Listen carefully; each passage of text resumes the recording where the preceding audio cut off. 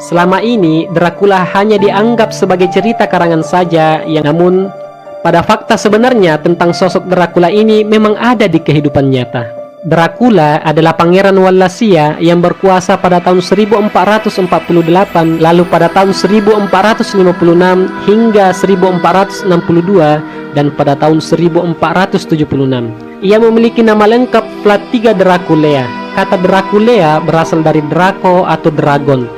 Dalam bahasa Rumania, Dracul yang berarti naga, sedangkan akhiran Lea artinya anak dari, sehingga gabungan kedua kata itu ia dipanggil dengan nama Vlad III Draculea yang berarti Vlad III anak dari sang naga. Istilah ini merujuk kepada ordo pasukan khusus tentara salib. Ayah Dracula adalah seorang panglima militer yang lebih sering berada di medan perang ketimbang di rumah. Ia diangkat oleh Raja Hungaria Sigismund dan dijadikan anggota dari Orde Naga Draculae, yang kemudian Vlad III mewarisi gelar ayahnya tersebut. Di tempatnya ia tinggal, Vlad III tumbuh dalam lingkungan yang mencekam di Wallachia pada saat itu.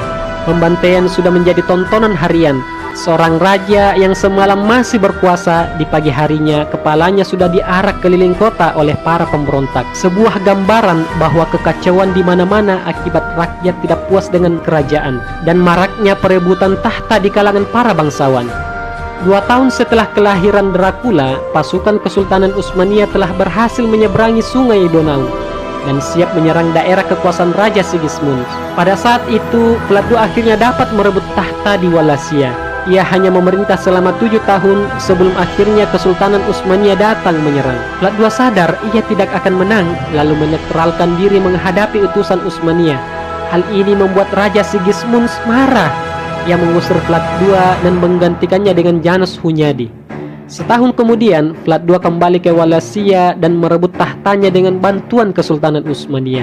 Sebagai imbalannya, ia bersedia membayar jizyah kepada Kesultanan Utsmania, dan sebagai bukti kesetiaannya, ia mengirim 2 puteranya, Dracula dan Radu, ke Edirne, ibu kota Kesultanan Utsmania pada saat itu, untuk dididik. Saat itu, Dracula masih berusia 13 tahun. Selama di Edirne, Vlad dan adiknya Radu masuk Islam dan menimba ilmu di madrasah untuk belajar ilmu agama, logika, sastra dan bahasa Turki, serta taktik dan strategi perang Janissary, pasukan elit Utsmania pada saat itu. Meskipun mendapatkan pendidikan, Vlad sama sekali tidak senang berada di tangan Utsmania.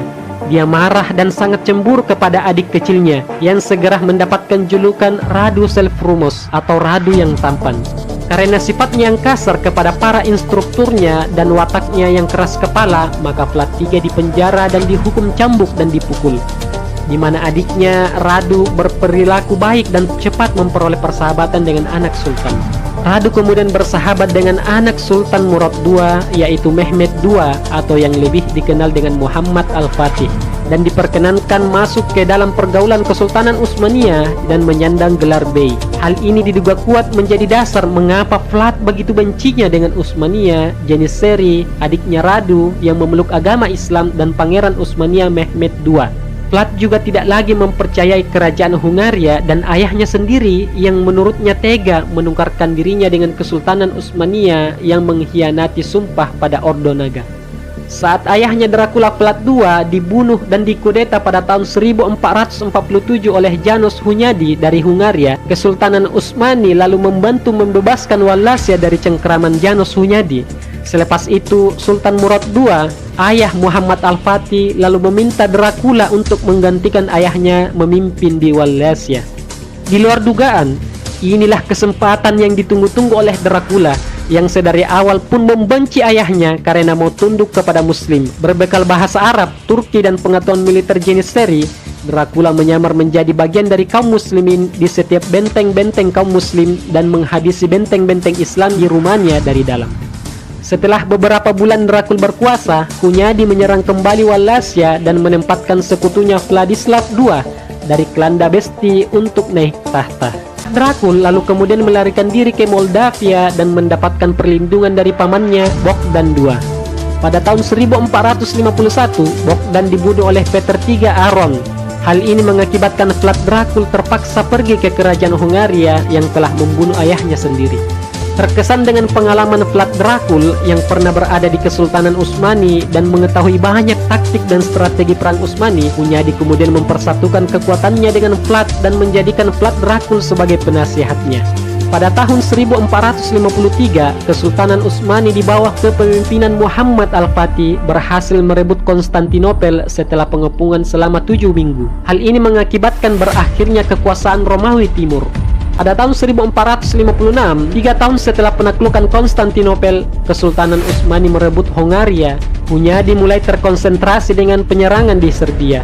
Sementara Vlad Dracul dan pengikutnya berangkat ke Wallachia dan membunuh Vladislav II dan merebut tahtanya.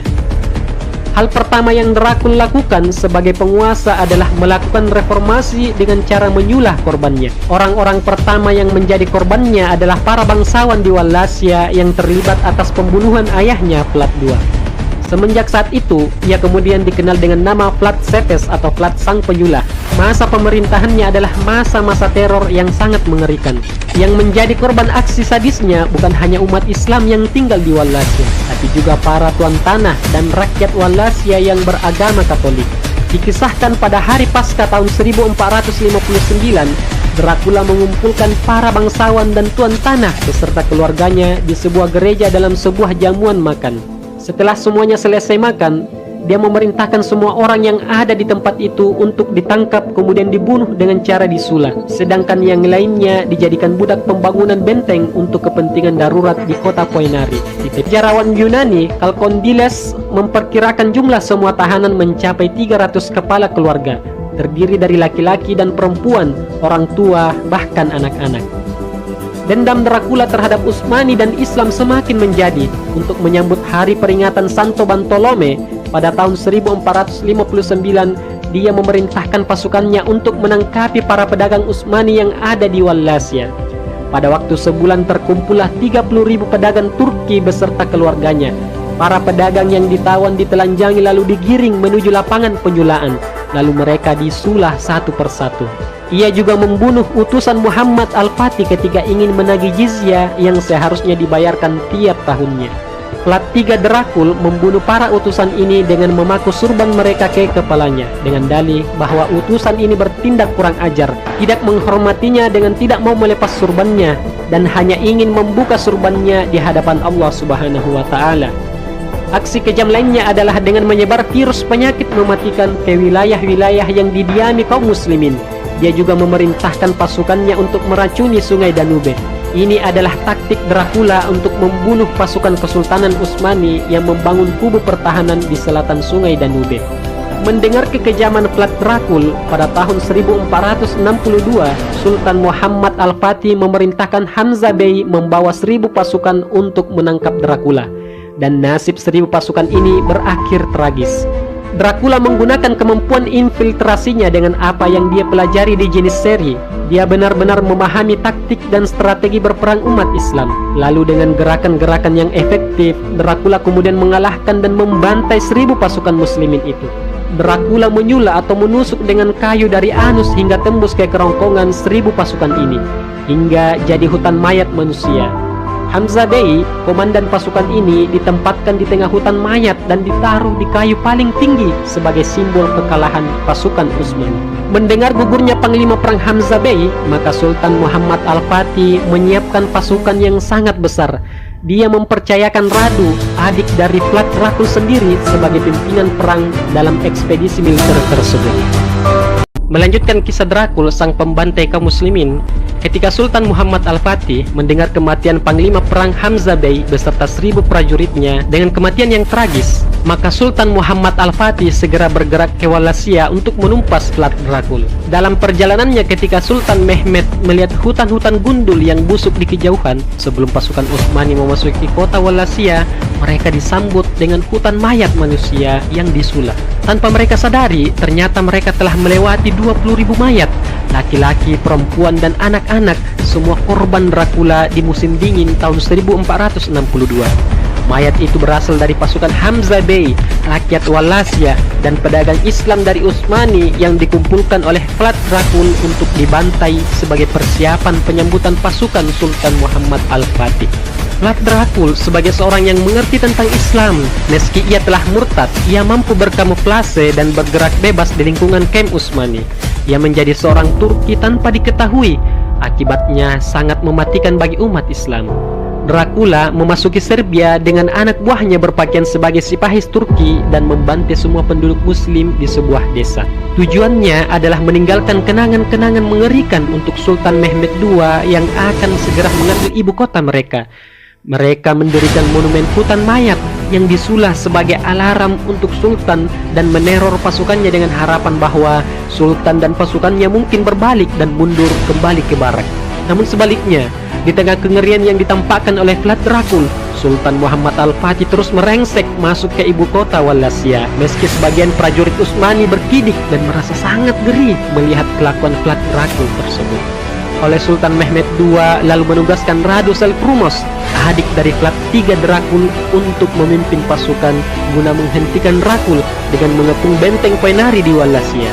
Sepertinya perlu serigala untuk menghentikan serigala. Mehmed paham bahwa Radu orang yang tepat karena dataran Rumania hanya bisa dipahami oleh orang aslinya. Radu memimpin 90.000 pasukan menerobos hutan dan tanah berbukit Rumania untuk menyerang kakaknya Dracula yang bertahan di benteng Poenari miliknya. Pertempuran ini sangat tidak mudah, mengingat benteng Poenari sangat terjal tanahnya dan sulit ditembus bentengnya. Akhirnya, puncak dari serangan Radu pada tahun 1462 terjadi pada malam hari yang dikenal dengan istilah Attaque de Notte, atau dalam bahasa Inggris dikenal dengan The Night Attack. Radu Seleucus menggantikan Dracula menjadi pemimpin Wallachia setelah mengalahkan kakaknya Vlad III Dracul. Sesaat sebelum benteng Poenari ditaklukkan, Dracula kemudian melarikan diri menuju Transilvania dengan harapan akan menemukan perlindungan dari putra Janos Hunyadi, Matthias Corvinus. Ini adalah khas oportunisme Dracula dan kurangnya penghormatan terhadap agama. Ia kemudian menawarkan diri untuk menjadi seorang Katolik untuk meraih hati Corvinus. Padahal Vlad Dracul sewaktu berkuasa di Wallachia, ia telah membantai ribuan umat Katolik yang tidak berdosa. Di Wallachia, Radu melancarkan serangan kepada kakaknya Vlad Dracul dengan terus mencari dan menyisirnya di hutan-hutan. Setelah ia lolos dari pengepungan di malam itu, ironisnya, Corvinus kemudian memenjarakan Dracula selama 12 tahun atas tuduhan pengkhianatan tingkat tinggi terhadap orang yang memberinya perlindungan.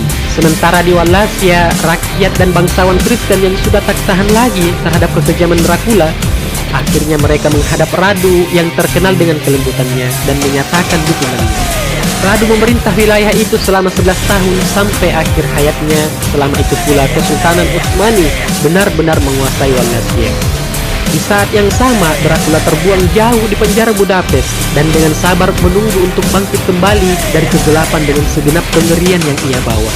Setelah kematian Radu pada tahun 1473, Dracula dibebaskan dari penjara dengan tujuan ia dapat menguasai Wallachia kembali. Ia segera mengumpulkan tentaranya dan menyerang Bosnia, membantai penduduk muslim dan menyulah 8.000 orang dan menancapkannya di tengah-tengah hutan. Sekali lagi, Dracula telah muncul dari kegelapan dengan tujuan menghilangkan Islam dari Balkan selamanya. Ia akhirnya memperoleh tahta Wallachia setelah saudaranya Radu wafat, tapi hanya bertahan untuk 1 bulan saja. Sultan Mehmed II kemudian menyerbu Wallachia untuk menumpas manusia bagaikan iblis itu yang telah merebut tahta Radu sahabatnya. Pada tahun 1476, pasukan Sultan Muhammad Al-Fatih menghadapi kekuatan Dracula di Bukhares, Rumania.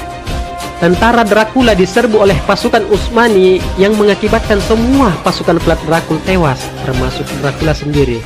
Manusia haus darah kaum muslimin itu akhirnya disembelih. Belum cukup sampai di situ, kepalanya lalu dipotong dan diawetkan dalam toples madu dan dikirim ke Konstantinopel yang telah berubah nama menjadi Istanbul dan menjadi ibu kota Kesultanan Utsmani setelah ditaklukkan pada tahun 1453. Di sana, kepala Dracula digantung pada sebuah tiang di tengah-tengah kota agar semua orang bisa melihatnya dan juga agar tidak ada keraguan atau misteri yang menghantui segenap rakyat Utsmani maupun di luar Utsmani. Kaum muslimin akhirnya membunuh Dracula, manusia yang banyak membunuhi dengan sadis rakyatnya dan kaum muslimin yang tak berdaya dan tak berdosa. 2.500 tahun kemudian, Dracula hidup kembali lewat karya Bram Stoker, lewat buku dan film yang menjauhkan fakta sejarah panjang sesungguhnya tentang Dracula yang sudah membantai ribuan umat Islam.